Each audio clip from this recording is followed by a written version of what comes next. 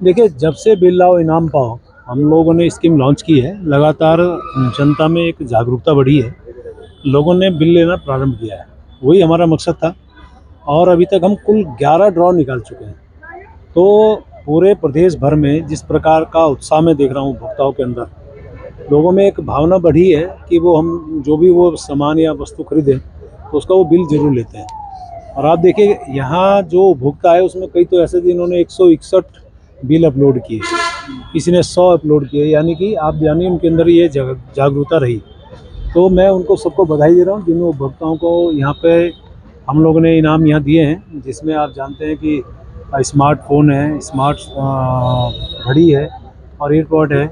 यानी कुल मिला के 1 महीने में 1500 जो इनाम है वो हम दे रहे हैं पूरे उत्तराखंड के उन लोगों को जो लकी ड्रॉ के माध्यम से निकलते हैं। और मुझे खुशी इस बात की है कि ये जो जन जागरूकता बढ़ी हुई है। और जैसा मैंने पहले भी कहा था, मैं दोहरा रहा हूँ कि हम देश के शायद पहले ऐसे राज्य हैं जिसने इस प्रकार की स्कीम लॉन्च की।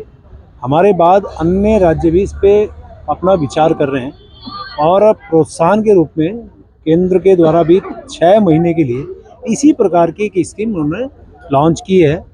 वो भी मुझे ऐसा लगता है कि हमारे इस जो हम लोग ये कार्यक्रम कर रहे हैं या जो हमने स्कीम लॉन्च की है लगभग मिलती जुलती है।